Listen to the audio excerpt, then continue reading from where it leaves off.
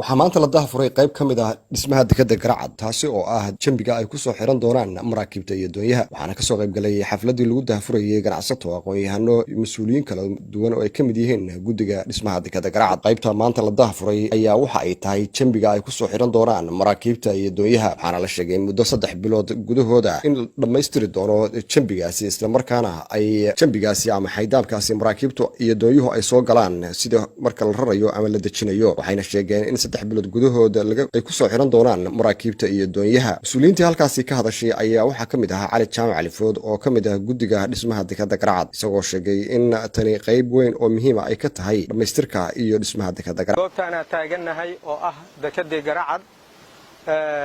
waa munaasabad loogu talagalay daahfurkii temporary berthing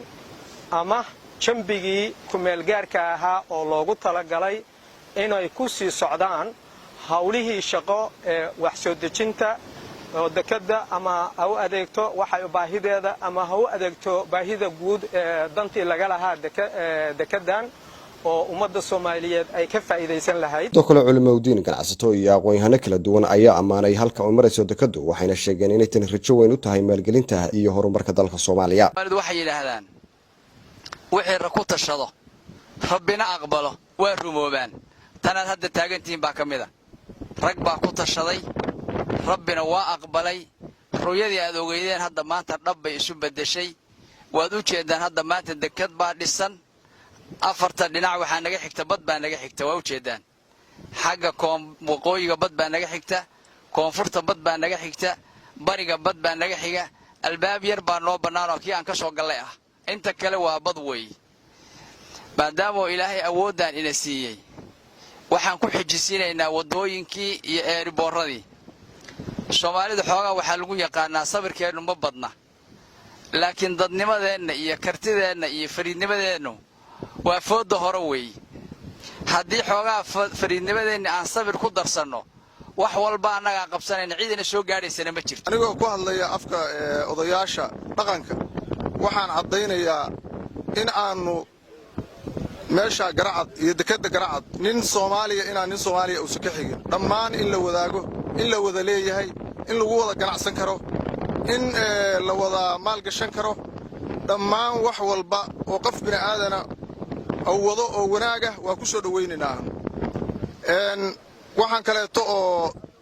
u ballan qaadaynaa annagu haddaanu nahay odayaasha inaanu la shaqayn doono wax kasta oo nala kaga baahdo oo wanaaga inaanu odayaasha ku soo dhaweyn doono odayaalahan inaanu soo dhaweyn doono dadka hantidooda dhowri doono soo dhaweyntooda iyo garanaysa walaajintooda aan ka qayb qaadan doono waxaanu leenahay ku soo dhawaada Garacad oo maanta meel wanaagsan maraysa oo waqti yar kadib haddii alla idmo in maraakiib iyo doonyo ay ku soo xirtaan ay hadda wax yar ka dhiman tahay haddii alla idmo sida injineerada iyo garanaysa dadka hawsha wada ay cadeeyeen dhowr bilood kadib waxa ku soo xiran doona maraakiib iyo doonyo ganacsigiina la imaan ka dhaan inta ka hadhay baad maal gashan ka dhaan ku soo dhawaadaanu leenahay gudoomiyaha magaalada xeebta ku taala ee Garacad ee dhismaha dekadda uu ka socdo ayaa sheegay inay rajo weyn ka qabaan inay dhawo 3 bilood gudahood ku soo xirtaan maraakiibta iyo doonyuhu maanta waad u jeedaan dekadda Garacad waxay maraysaa sida injineerada u sheegeen meel maanta laga faa'iideysan karo oo wax laga soo degi karo waxaan leenahay marka ummadda Soomaaliyeed dekadani waa dekad Soomaaliyeed Soomaali ma kala xigto waxaan ku soo dhaweynaynaa cid kasta oo ama maal gashanaysa ama ka ganacsanaysa wax kala degaysa ama sideed ahaanba Garacad u degaysa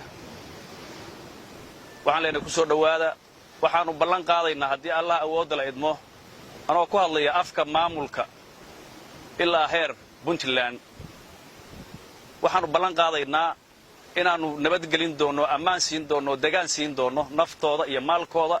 soo dhaweynayno si walaaltinimo Soomaalinimo qadarina ay ku jidho baan u soo dhaweynaynaa cid kasta oo rabta halkaan in ay ama degto ama ka ganacsato dhismaha dekadda Garacad ayaa waxa uu yahay mashruuc weyn oo maalgelineed oo isku tashiya kaasi oo ganacsato u dhalatay deegaamada Puntland ay maalgelinayaan waxaana la filayaa in 3 bilood gudahood ay noqon doonto dekadda labaad ee Puntland taasi oo Soomaaliya oo dhan anfici doonta dhinaca horumarka iyo wax soo dejinta intaba Quraan Maxamed Cabdi Puntland TV Galkacyo